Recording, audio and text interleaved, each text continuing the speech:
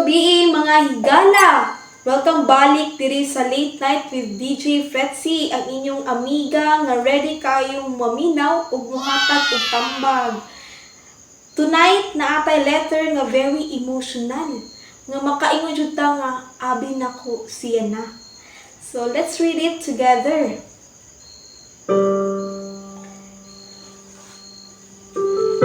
Dear DJ Fretzy, maayong gabi, DJ. Tawagan ako sa pangalan nga Zamia. Nagsulat ko nimo karon kay gusto na ko nga ma-share ang akong story. Basin makatabang ka sa akong gibati kay lisod kaayo ning akong sitwasyon. Nagsugod ang tanan 2 years ago. Nakita na ko si Derek sa usa ka event diri sa Amua. Siya ang klase nga lalaki nga dili makalimtan. Friendly, sweet, ug maka-feel ka nga ikaw ra iyang tinuod nga gipansin. At first, wala ko'y plano nga magka-crush niya kay bago ra ko gikan sa breakup. Pero ang iyang effort, DJ, murag dili ka makaingon og dili. Ikuyugan ko niya kada adlaw, gipakaon ug gipakatawa ko niya kanunay. So sa pila ka buwan, uyab na gyud mi. Ang first year namo, DJ, perfect kaayo. Murag fairy tale ang tanan. Magkauban mi sa mga trips, mga random video calls, o bisan busy sa trabaho. Nagipon siya time para nako. Maayo kayo yung pagpakitungo sa kuha, labi na sa akong pamilya. Bisan ang akong mama nga stricto kaayo niingon nga si Zeric kung daw yun ang para nako. Muna nga abi nako siya na DJ. Pero paabot sa among second year, niusab na tanan. Niingon siya nga busy daw kayo siya sa iyang trabaho. Pero bisan busy, na-feel ako nga dili na pareha ang iyang effort. Ang mga text niya, simple na kaayo. Usahay, murag, walay gana. Kung mag-date ni, permira siya magtanaw sa iyang phone.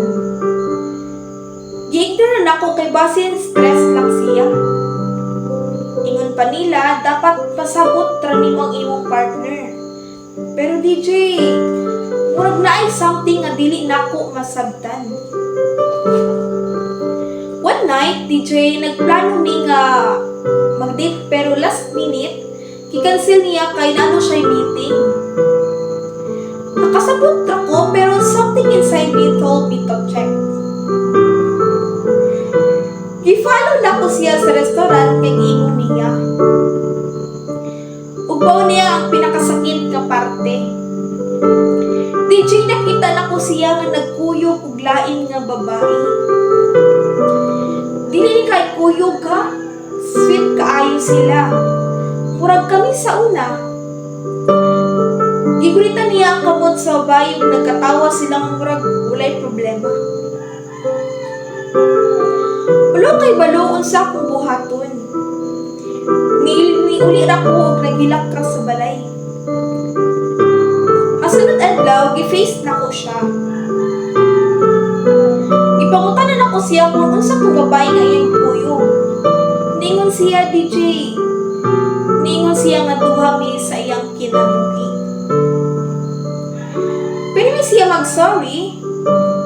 Ningon siya nga naglibog daw siya, dili niya mahatag ang iyang desisyon.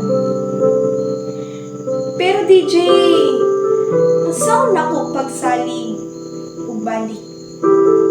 Abi na ko siya na, pero nga nung ingani man siya. Oy. Zamia, sakit kayong imong naagian ron, no? Na-feel jud nako no nga kaning abi nimog siya na. Pero dili pa di ay. So, abi nimo si Zeric na, ang imong forever pero na-discover ni mga dili pa di ay siya para nimo. So, usahay yung mga tao nga ato mag-expect nga atong the one kay usara ka lesson para natong tanan, no? So sa akong advice nimo Zamia, first, kinanglan nimo klaruhon usa ang imong mga gibati. Walay sayon nga paagi sa paghilom sa sakit. Pero kinanglan nimo panggaon ng imong kaugalingon. Kung si Zeric man galing dili makapili, so ay na paghulat nga ikaw pa jud ang piliun niya. Love should never make you feel like an option. Dapat ikaw ang priority, dili ang backup plan.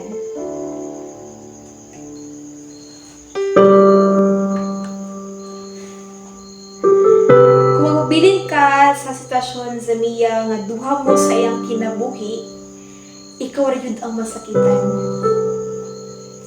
Zamia, you deserve someone nga dili ka pasakitan ug dili ka duwa-duwaan. Remember, ang tinuod nga love kay loyal, sincere, o klaro ang intensyon. Maglisod kag buhi Zamia kay imong heart na pagyapon niya. Pero hinumdumi nga dili mo mabuhian ang right person kung magkupot ka pa sa wrong one. Give yourself the chance to heal. Usa ka adlaw matagpuan na nimo ang tawo nga dili ka buhian. Ug kana Zamia, mao jud ang para nimo. So para kang Zamia sa tanan nga naka-feel og ingon ani nga abi nako siya na. Remember this, dili ang tawo nga gipili ka kadali ang para nimo. No? Kundi ang tawo nga dili ka biyaan bisan unsa pa ang sitwasyon. So mo ni ang kanta nga akong dedicate sa inyo.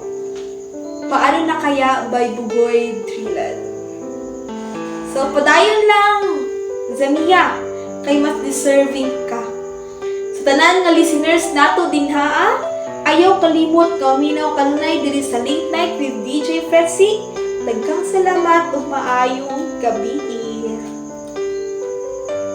Paano nga ba napasukan ang gusot na ito?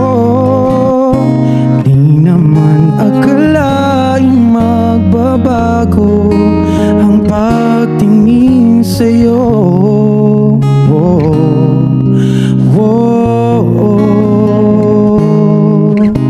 Mula nang makilala ka, umikot ang mundo ko.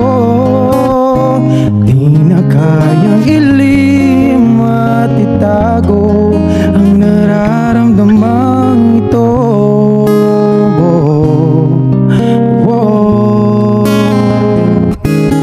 Paano na kaya di sinasadya, di kayang magtapat ang puso ko? Bakit sa dinami-rami ng kaibigan ko, ikaw pa? Paano na kaya di sinasadya, ba't nahihiya ang puso ko? Hirap nang umibig sa isang kaibigan, di masabi ang nararamdaman. Paano na kaya